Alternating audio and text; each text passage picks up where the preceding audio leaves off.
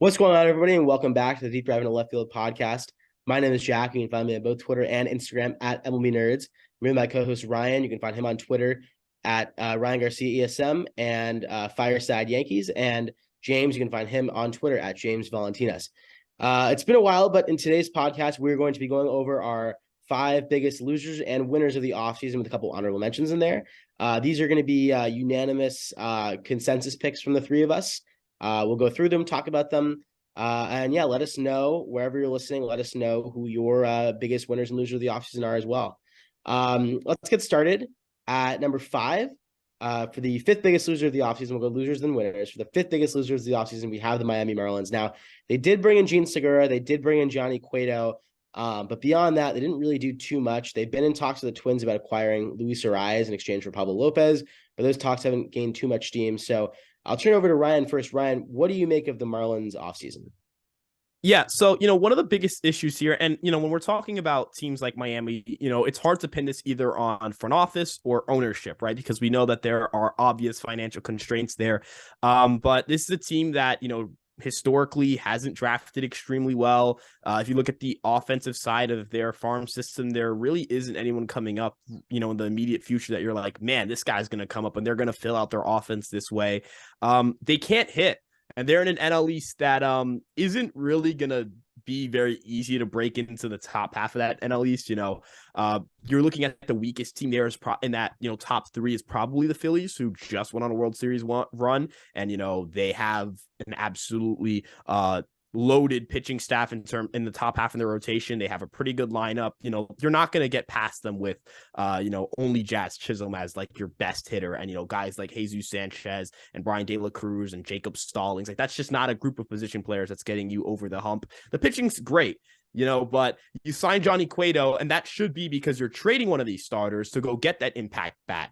But even if you do that, like, depending on who the impact bat is, of course, like, are you closer to competing? You know what I mean? Like, if you trade for Luis Arias, it's in my eyes with the intention of competing in the next year or two. You don't want to just compete in year three, make the playoffs in year three, and not be World Series ready, and then you lose Luis Arias. That would kind of be a waste of that trade. What did you really gain from it?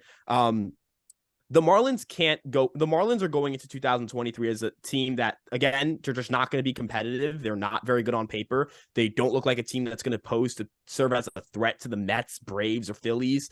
The National League wildcard situation is already stacked enough. I've already mentioned, just how good the NL East is. Out west, you have the Dodgers and the Padres. In the Central, you have the Cardinals. The Brewers, I think, are kind of like the better version of the Marlins in that sense, pitching first. But at least I can say there are multiple guys in that lineup who are going to put up a 100 WRC plus or better, and I'm very confident in that. The Marlins they haven't done much, and to just that offense, and it's a problem. Yeah, I would have to agree with you. I'll turn it to James here. I would say that with the Marlins, like, to be fair, completely fair to them, I don't think there was a move to be made that would have put them in a position to be, like you're talking about winning the NL East or competing in the NL East or making the wild card. Like, they're not in a position where, yeah, they have a good farm system. They have guys coming up in the next couple of years, but this year, I mean, maybe you make one of those moves that kind of like sets you up for that, but the lack of moves is obviously concerning for a team that is trying to exit their rebuild. But at the same time, I don't know if there's a move that could have been made to turn them into a wildcard team or even, a division winner, especially in the loaded NL East, where you have to play the Mets, Braves, and Phillies 19 times a year, which I think is actually lower this year. But, those are tough games. You're not going to win those games. You're not going to win the season series against any of those teams. And I don't think there was a move out there to be made that would have helped you. Like, you could have, like, it wasn't possible for them to go out there and sign a Carlos Correa or an Aaron Judge. They just don't have the facilities to do that at the moment, even though they're in a big market like Miami. I just don't. They're a small market team in a big market city. Yeah, I would agree. Let's move on to the fourth biggest loser of the offseason. We have the Los Angeles Dodgers. They made two big moves, or if you could call them big, prominent moves this offseason, signing right-handed pitcher Noah Syndergaard to a one-year deal and designated hitter JD Martinez to a one-year deal. Now, these are two somewhat of like what we call them reclamation projects. They are formerly, frankly, fantastic players. They definitely are not in their prime at this point, but the Dodgers are looking to get some more good baseball out of them. Ryan, what do you make of the Dodgers offseason so far and what they seem to see as a financial reset year? Yeah, so I know Noah Syndergaard in the beginning of the offseason, at least. I'm not sure what his progress is in this regard, but he was working with Tread Athletics, so I thought, I remember tweeting, hey, someone's going to sign him, and I think they're going to look pretty smart doing it. And the Dodgers picking him up kind of makes me feel a little bit vindicated by that, or validated, I guess that's the word. But the JD Martinez signing that felt like kind of a swap for Justin Turner. I think JD Martinez can still be a productive hitter. I'm pretty sure the home run park factor in Dodger Stadium is actually more friendly to right-handed hitters than Fenway Park is, if I'm not mistaken, on StatCast, but I could be wrong about that. Ultimately, it's the Dodgers, I'm going to sit here and say, yeah, they didn't have a great offseason, but I still expect them to wildly overperform, kind of what their offseasons yielded. This is an organization. This feels very like a Rays thing. You know what I mean? Where it's underwhelming offseason that'll probably parlay itself into still a pretty successful regular season. But it's kind of interesting because it's kind of the first year in a while where we look at a Dodgers team and they're not, the overwhelming favorites to be the best team in the National League, at least entering a postseason. So it'll be interesting to see how they do next year, but it's an obvious financial reset for when they try to throw an infinite amount of money at Shohei Ohtani next year. That is the plan. James, what are your thoughts on the Dodgers' underwhelming offseason?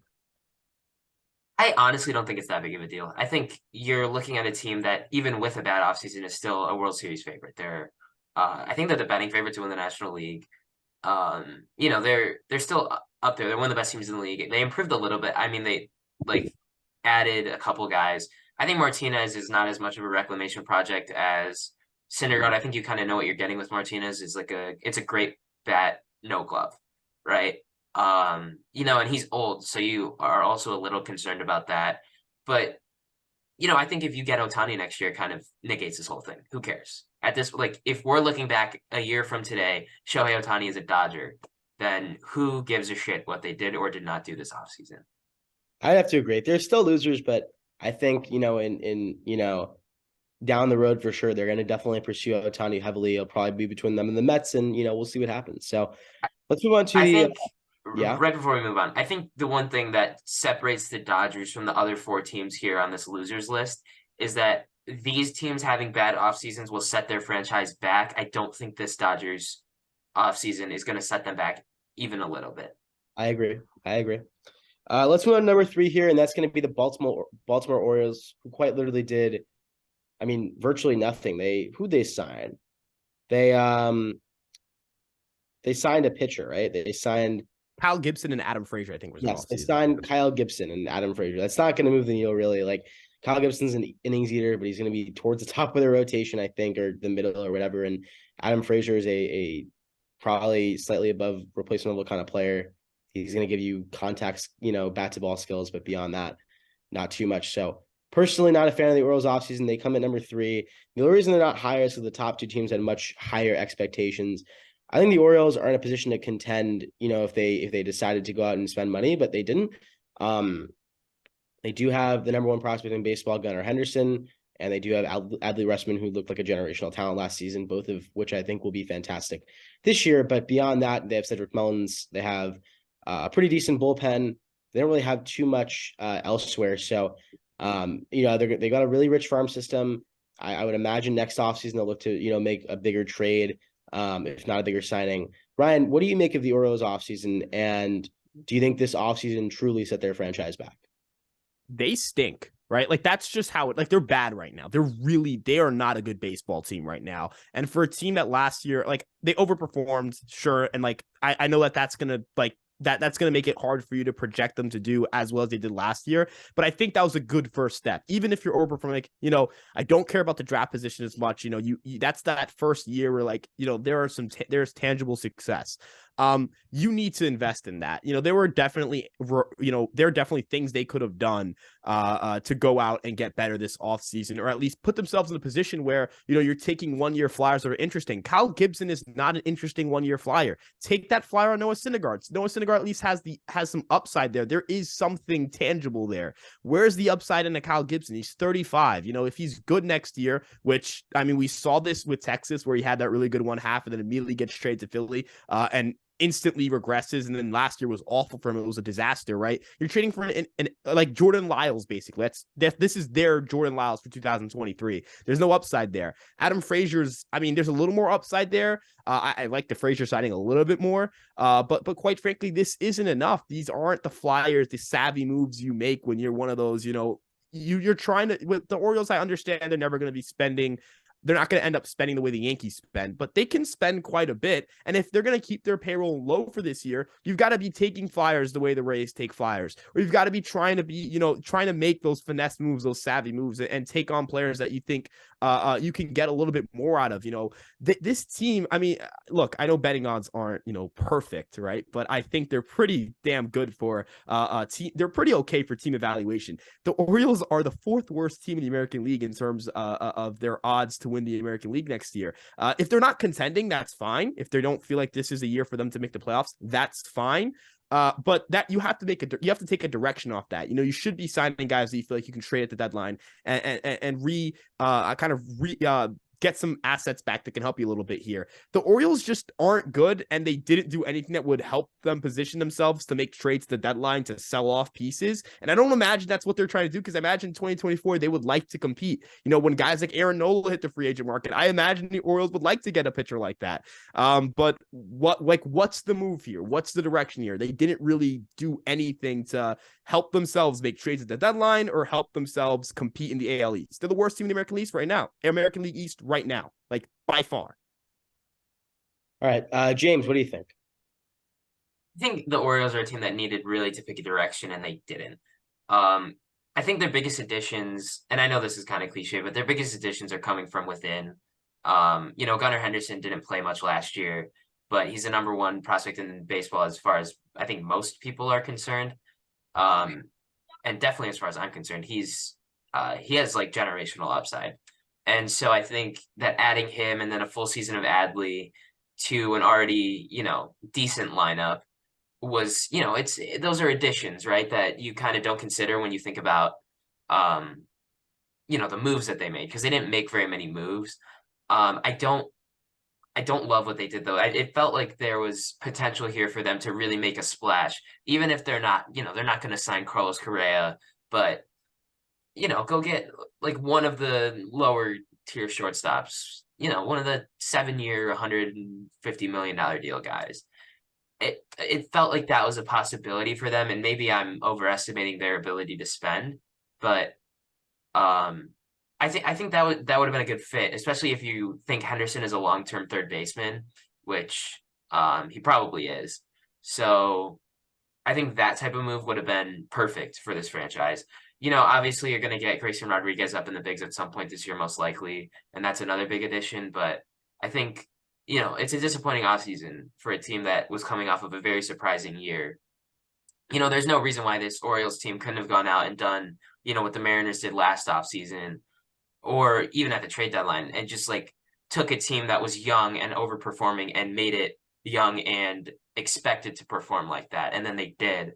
So, I mean, I just don't see a reason why why the Orioles could not be similar to that from last year. Yeah, I agree. All right, let's move on to our second biggest loser of the offseason. We went with the Boston Red Sox here. The Red Sox did not much. They shored up their bullpen for sure. They signed Matt Barnes, and they signed Kenley Jansen. They also brought in Masataka Yoshida, but who's going to be pretty solid. But they lost Xander Bogaerts, and they extended Devers, which was good. But they really didn't do too much in terms of, adding wins after a pretty bad season last year. And it's likely that Trevor Story is going to miss the majority of the season. So as of right now, their shortstop is likely going to be, Enrique Hernandez, their second baseman, Christian Arroyo, whatever. That's not a very good, like their lineup right now is not very good. Yoshida could be good. Like he could be pretty good, but like beyond that, they don't have too much to look forward to. Kenley Jansen, I didn't have him in my top 50 relievers. Relievers a crapshoot, but he's probably not worth the $16 million you're paying him annually. Matt Barnes, I had him, I think, 30 in the 30s somewhere. He's pretty good, but I'm sorry, not Matt Barnes. I meant the entire time I said Matt Barnes, I meant Chris Martin. Chris Martin's pretty good, but yeah, Ryan, what are your thoughts on the Red Sox offseason? Yeah, Boston. Okay, I know that this is gonna come off as Yankee fan just hating on Boston, but I think over the first few years of the Chaim Bloom tenure, I've been pretty like fair to him. Like I thought he was, and I'm not saying he's a bad GM or anything like that. But this is not an off season you have. If you're a team that's trying to pick a direction, are they good next year? Probably not. They're probably league average. Are they going to make the playoffs next year? Most likely not. Like that's not a very likely outcome. I mentioned the Orioles being, having the fourth worst American odds to win the American League. Boston's got the fifth worst odds to win the American League. So are they a serious contender in the American League? Not really. Their farm's not bad. They have some pieces in the farm, and that's a good thing. But if your intentions were not to sign Xander Bogaerts, which Scott Boras revealed, the Boston Red Sox, they thought they already kind of counted the Red Sox out of it. They envisioned it'd be like the Cubs, the Padres, or I forget the other team that was mentioned. But he did reveal that the Red Sox weren't really in it, and that they didn't really have intentions to sign both Devers and Bogaerts. So knowing that, why didn't you trade Bogaerts? And you can't say it would have affected the Devers extension because Devers was extended after Bogaerts already left. So that really wouldn't add up. They didn't really seem to be interested in bringing back JD Martinez, which is fine, but why didn't you trade him? They didn't seem very interested in bringing back Nathan Eovaldi, which is fine, but why didn't you trade him? They let a lot of free agents, and not like bad free agents. We're talking like players who had serious value at the deadline and could have legitimately gotten you players back, all leave without much of a fight. And then, you sign Yoshida. Yoshida's a good player. He's third and you give him a 5-year deal, which is fine. I think if you can, project a player to age well, that's fine. But you want to get most of the value from a 30-year-old in those first 2 to 3 years of that deal. In the first 2 to 3 years of that deal, you're going to be finishing fourth and fifth in the American League East, most likely. The Rays aren't really going anywhere, right? The Rays aren't getting much older. They have a really good farm, and they'll most likely infuse most of their talent internally. The Blue Jays, a lot of their really good players are extremely young. I don't imagine they go anywhere anytime soon. The New York Yankees are a very good team that probably won't be going anywhere in the next 2 to 3 years. And then the Baltimore Orioles, as much crap as I just gave them, with a successful offseason next season, and as their farm continues to graduate to the major league level and certain guys get experience, Gray Rod, DL Hall, as those guys become a more established major league pitchers, that'll definitely help them. Where do the Boston Red Sox sit in the long-term future of the American League East, right? They're supposed they're just not very well positioned. Trevor Story's going to be out for a while. That contract kind of looks worse now. As you mentioned, who's their shortstop right now? They signed Adam Duvall, who's a good player if he's healthy, but he's coming off a wrist surgery and he doesn't project extremely well because of that wrist surgery. You got to be concerned about the power a little bit. They're just like, and that's kind of the worst spot to be in. So I don't really know how to feel about them. I just think their offseason was obviously underwhelming, but I don't view them as a serious contender in the American League East. I don't view them as a horrible team either. And they're just kind of and that's not a spot you want to be in. All right. And James, what are your thoughts? I think the Red Sox are the first team we've talked about that their offseason has made me genuinely angry. Like, I am not by any means a Red Sox fan. I don't care about them, but what they have done this offseason is just fucking embarrassing. And last season at the deadline too, we talked about this. How is Xander Bogaerts not moved, knowing you're not re-signing him?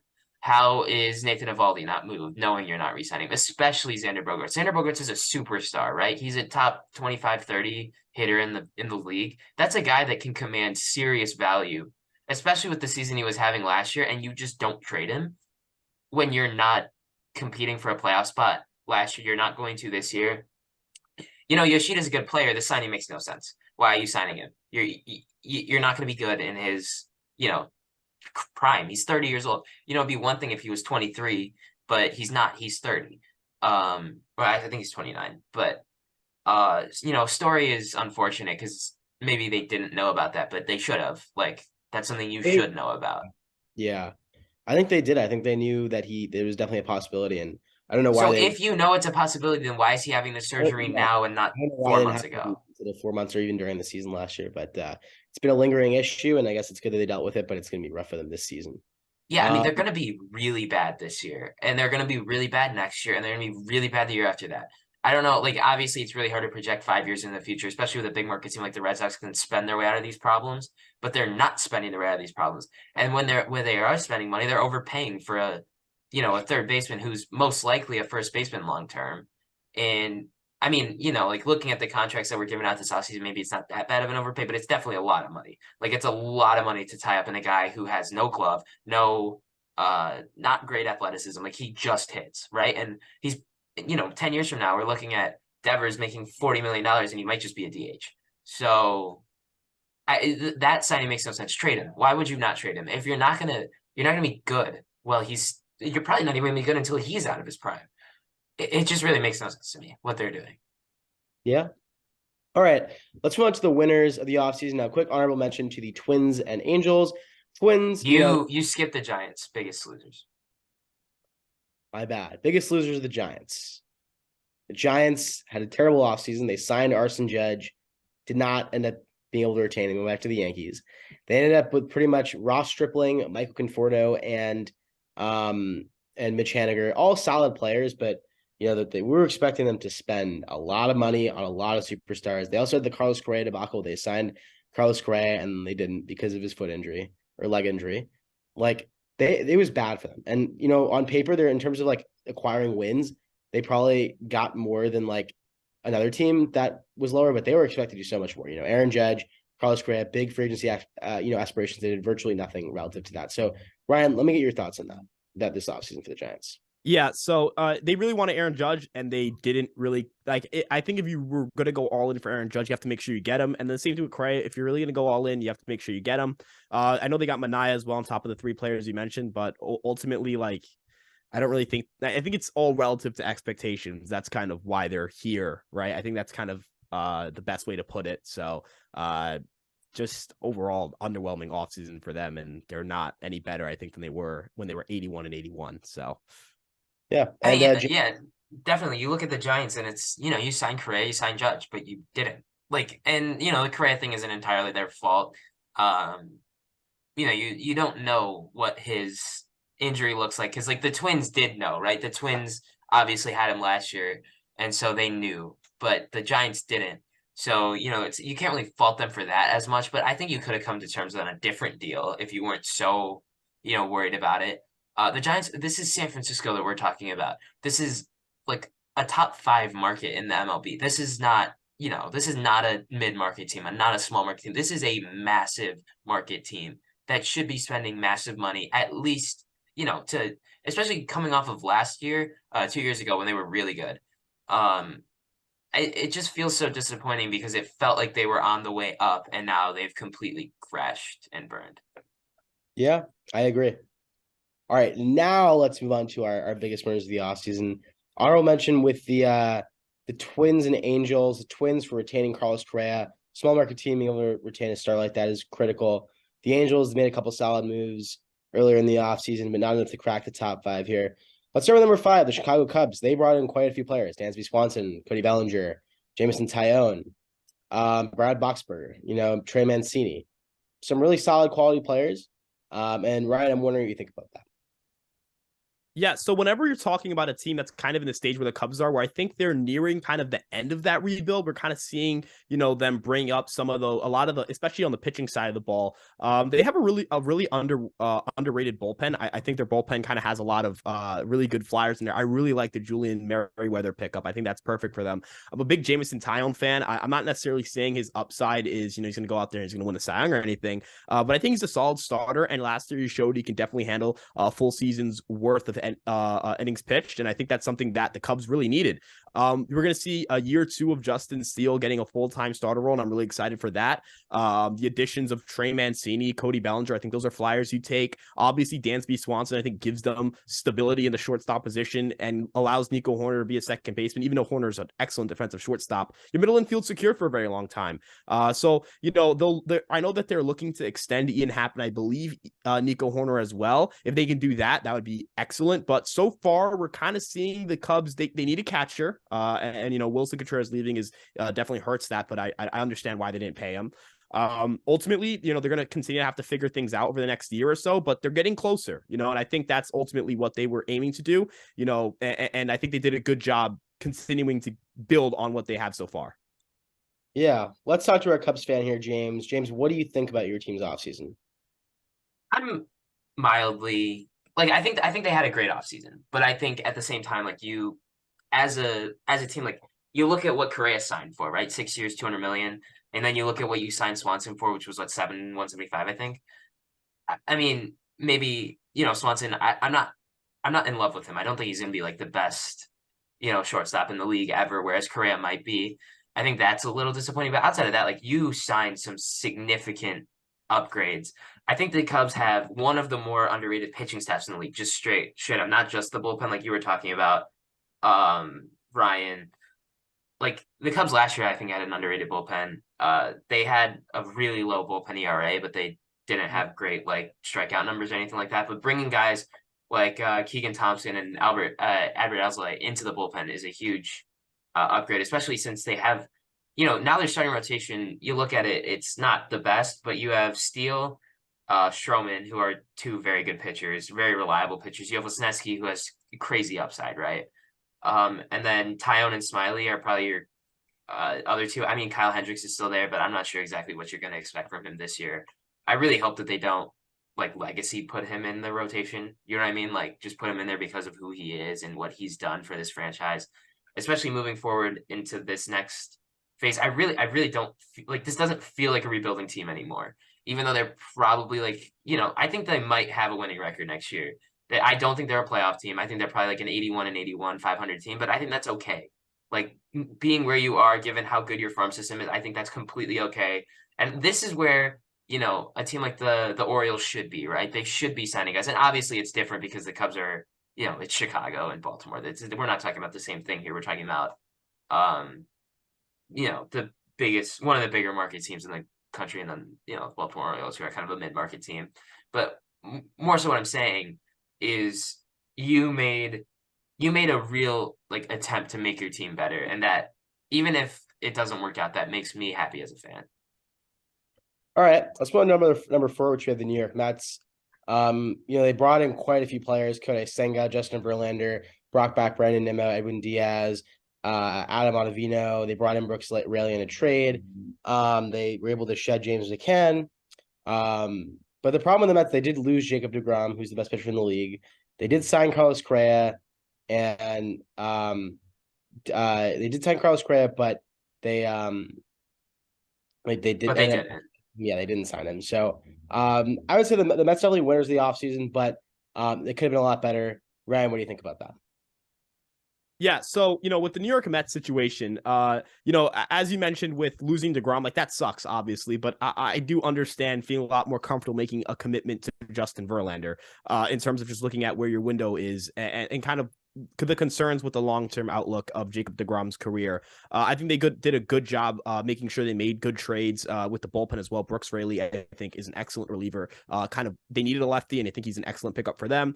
Getting rid of James McCann, look, I know the Orioles ate I think $3 million of that money, but it was more so about just getting him off the roster, right? And getting him off the roster and having to pay all of his salary for the next 2 years is a win.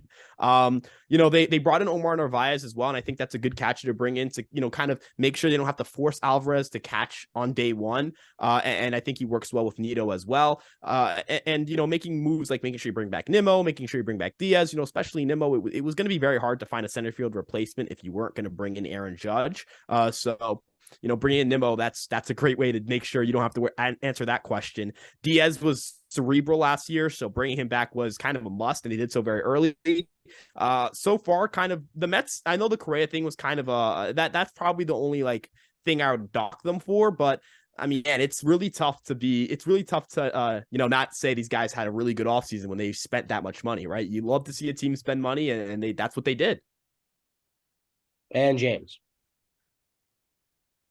I'm going to pose a question to you before I say anything else that will get a reaction, but I don't know how I feel about this. Is it really that much of a downgrade to go from Jacob deGrom to Justin Verlander? Yes, it definitely is. As far as true talent is, as far as I'm volume, not talking about true talent. I'm talking about value. Like the value that Justin Verlander will most I would bet you that Verlander has a higher WAR than deGrom next year. How much? $20. All right, let's do it. Okay. The way I see it is just that, like, I just think that Verlander is going to be close enough that you're like, but I only had to give Verlander 2 years and DeGrom the back end of that. Yeah, and like DeGrom the other contract thing is the contract. Like I am not comfortable giving Jacob DeGrom that contract, especially if you're the Mets, it doesn't really matter. One thing to be concerned about is this whole Correa thing. I don't know like Steve Cohen could be in trouble for what he did here.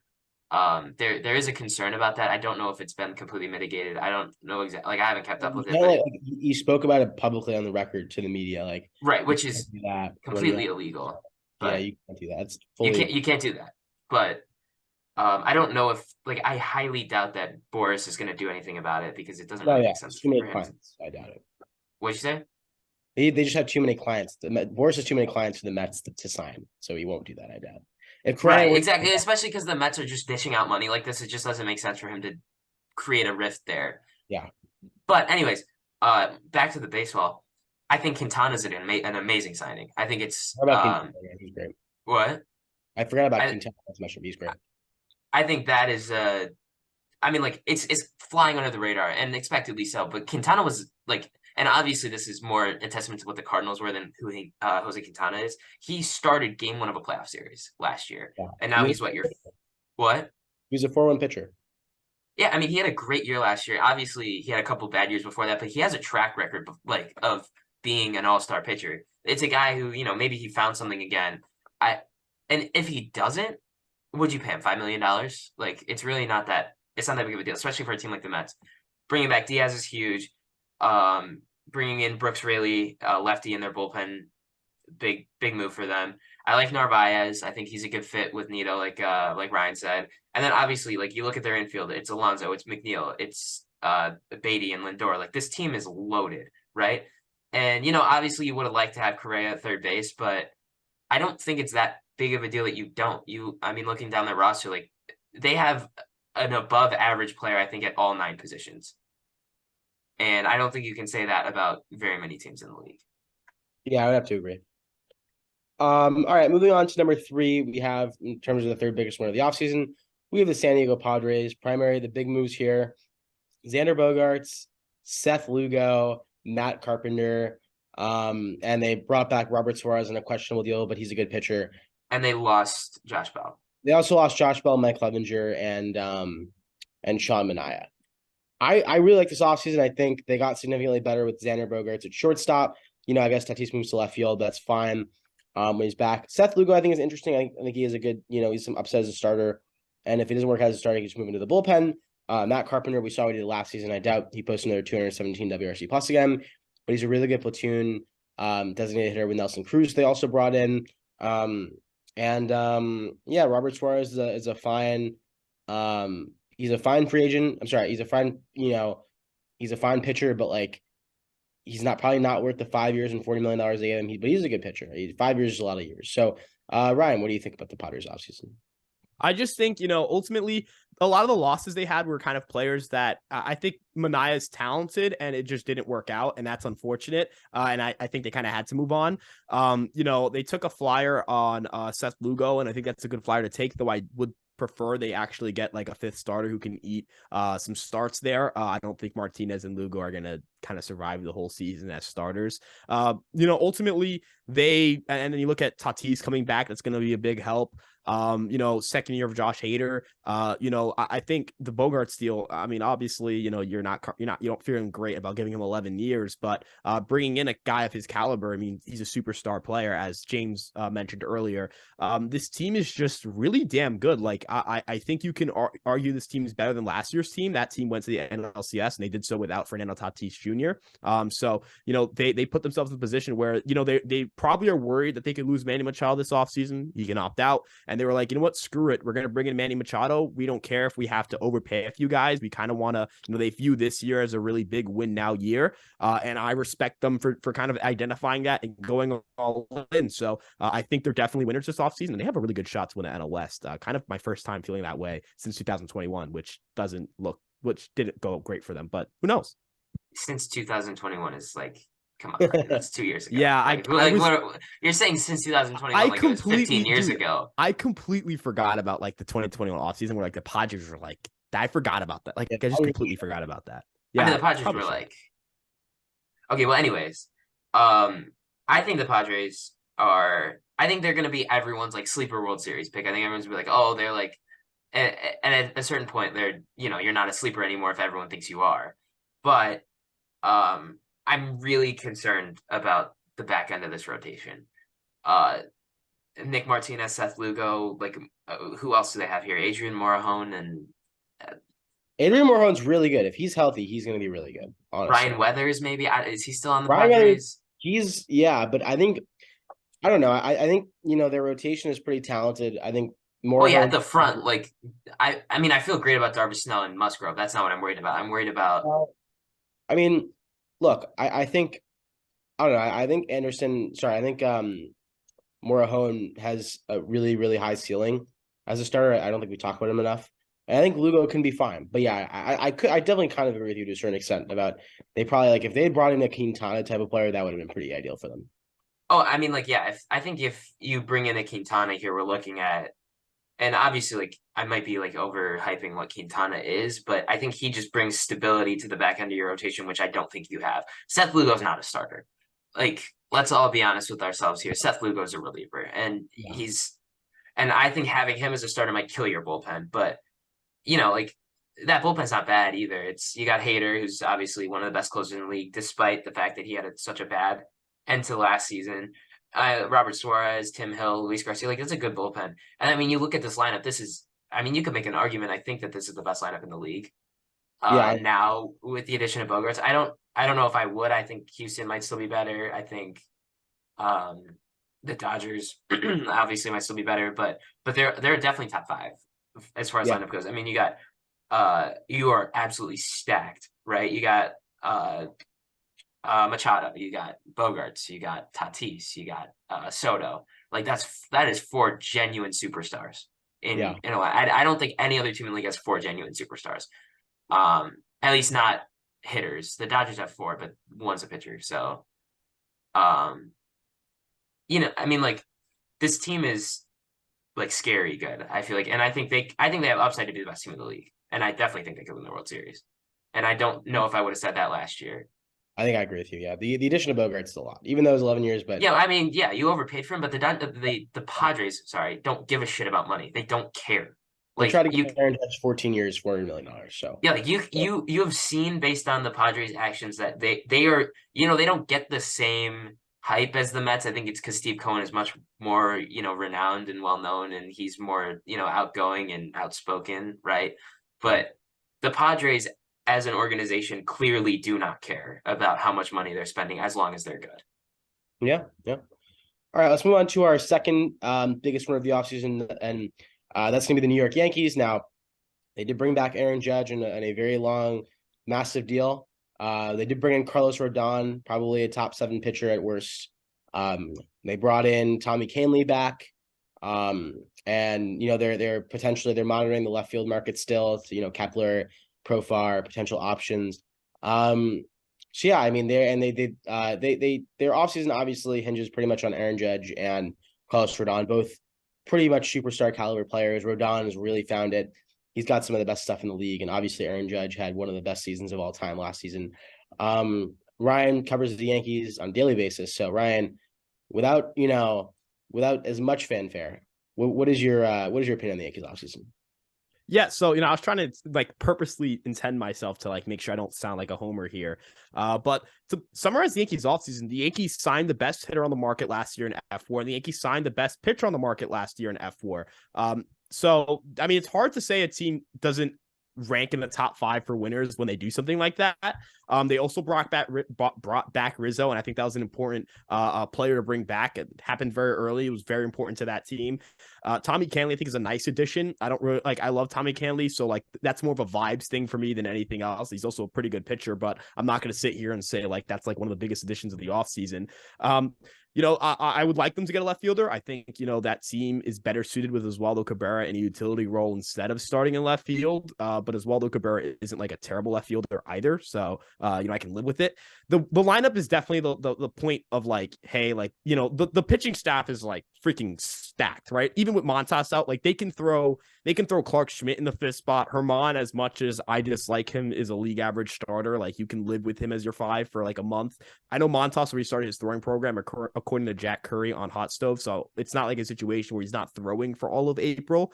LeMahieu's going to be ready to go for spring training and play third base if need be. And I think that kind of takes pressure off of needing Josh Donaldson to be a starting third baseman.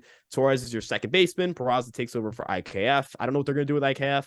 They most likely will trade him, but the team's just like pretty good position player wise, and they're a top 10 lineup. So you don't care, right? Because the pitching staff is just so damn good. And quite frankly, when you sign the best pitcher and the best hitter on the market, it's kind of hard to have a non-winning offseason. I agree. James. I would say if you look at what the Yankees did, it's a very top heavy offseason, right? They're not like we're talking about these teams like the Padres or maybe more so the Mets, right? Where they made a lot of those like under the radar moves, and the Cubs did too. The Yankees signed 2 superstars, and one of them they brought back, one of them they brought in. It kind of felt inevitable that Rodon would be a Yankee, as much as I didn't want him to be because I don't like the Yankees, but it is what it is. The Yankees have an absolutely loaded rotation, and I've seen a lot of, it's mostly because I follow Ryan on Twitter, but I've seen a lot of discourse about the Astros and Yankees rotations. If you think the Astros rotation is better, that's just a ridiculous take. At this point, especially after losing Justin Verlander, that is a ridiculous take. But looking at the Yankees, I think you had to sign Aaron Judge back. You didn't have a choice, right? But I do think the contract is a little bit concerning. It's a lot of money for a guy who is already pretty old. He's what, 30, 29? Age 31 season this year. Yeah. So, I mean, like, obviously you don't expect him to fall off a cliff, but at the same time, like, I don't know how I would feel about paying him $40 million in 2027. So, and 2027 is not that long. Like that's only the 5th year of the deal. It's a little concerning. And especially because both Rodon and Judge have had some injury problems, especially Rodon. Like Rodon has serious injury concerns, especially like that's just something you can't really beat around the bush there. But like this Yankees team, they're a World Series contender. They probably won't win it because they never do. But they're up there. They're one of the best teams in the league, and they got better. It's okay. It's okay though because the Giants are going to win the Super Bowl. The Giants are going to lose by 40 this weekend. All right, bet. Danny fucking Dimes is out doing. Well, you want to take the spread too? Give me Eagles minus 7.5. Fuck the numbers. Fuck the betting odds. Danny Dimes 530. He's him. And at number 1, we got the Texas Texas Rangers. Browns, man. We got the Texas Rangers. Did a lot this offseason. They brought in Jacob deGrom. They brought in Andrew Heaney. They brought in Nathan Eovaldi. They pretty much rebuilt their entire rotation. They brought in Martin Perez again on the qualifying offer. They had a pretty solid lineup to begin with, and they just basically ran their entire rotation. They'll be getting Mitch Garver back. Should be healthy. They really do need another corner outfield bat probably. But I mean, I really like what they did. I think they just got so much better. They really didn't lose anybody, and they just brought in probably the best pitcher in the game. Definitely the best pitcher in the game. If he can throw 180 innings, like that's a crazy win right there. So yeah, I mean, we have the Rangers number 1. I think the top 5 is there's no clear winner, no clear loser. I'm sorry, there's no clear winner out of the top 5. I just think the Rangers probably improved the most. Ryan, what would you say here for the Rangers? Yeah, I 100% like agree with the notion of like, hey, look, there's no real objective way to do this, but I don't think I've seen a team just go out and like decide, hey, we're just gonna buy an entire rotation. They kind of just threw money at all their pitching problems, which I respect the hell out of. Yes, there's like, I do feel uncomfortable about the DeGrom contract 100%, but it's kind of like in the same way James used the Judge contract, where it's like you kind of needed that like ace caliber pitcher, not exactly the same way the Yankees needed Aaron Judge, but in a way that you can justify taking a little bit of an uncomfortable contract to make sure that happens. I think Andrew Heaney's a great pitcher to pick up on what is a pretty cheap deal, 2 years, $25 million, for a guy whose strikeout numbers are like they were through the roof last year, albeit in a small sample. That is concerning. I think he's your fifth starter realistically, and that's a really nice fifth starter to have. They still have plenty of pitching depth in their minor leagues, so in a situation where any of those guys go down, they have internal replacements. Nate Eovaldi, Eovaldi, I love this guy, and I know I just butchered his last name the first time, so you don't have to say it when you open your mic, James. Don't you don't have to say it. But Eovaldi is, I think he's really someone that can be like a number two or like a really good number two on a pitching staff. And I really like that signing. Martin Perez probably fouls in as their two on paper, but I think it's Eovaldi. John Gray was really underrated last year, really good peripherals and a solid ERA. So the offense is it's definitely concerning right now. They kind of need more outfielders, but they could still pull off a trade for Brian Reynolds. And overall, just great job fixing that rotation. Instantly one of the 10 best in baseball. Not even a debate. And James. I am very, very concerned with Jacob deGrom's health. However, when he pitches, he's the best pitcher in baseball. At the same time, you look at the Rangers, right? And it's, last year they bought an entire lineup, and this year they bought an entire rotation. That means over the last 2 years they bought an entire team. I don't think they're gonna make the playoffs. I don't think they're that good, right? Obviously Simeon had a down year last year, so if you can get 2021 Simeon, then maybe we're talking about a playoff team here. But I don't know if 2021 Simeon or 2019 Simeon is really in the realm of possibilities, especially given like all the ballpark stuff that we always talked about because I always defend him. I mean, obviously great second baseman, one of the best in the league, probably top three. But like outside of him and is it Josh Young or Jace? They have Josh. Yeah, Jace is a Tiger, right? Yeah, Josh. So Josh Young is great third base prospect. Nathaniel Lowe's an okay first baseman. I don't know about this lineup. Like the depth is a little concerning. Garcia in center, I think they still have him. He's not he had that one huge like half of a season and then kind of rode the coattails of that for the rest of his career so far, and he probably will. This is a good team, not a great team, and I don't know if there's anything to they had a great offseason. They signed the best pitcher in the league, right? But even after that great offseason, are they a playoff team? And I don't think, especially in that division, I don't think so. Yeah, I'd have to agree with you. That's going to do it for this episode of the Deep Dive in Left Field podcast. If you like what you saw, please leave us a 5-star rating, whatever platform you're listening to. Subscribe, or rather follow me on Instagram and Twitter at MLB Nerds. Follow Ryan on Twitter at Ryan Garcia ESM and Fireside Yankees, and follow James on Twitter at James Valentinas. It's been a Deep Dive in Left Field, and we will see you in episode number 77.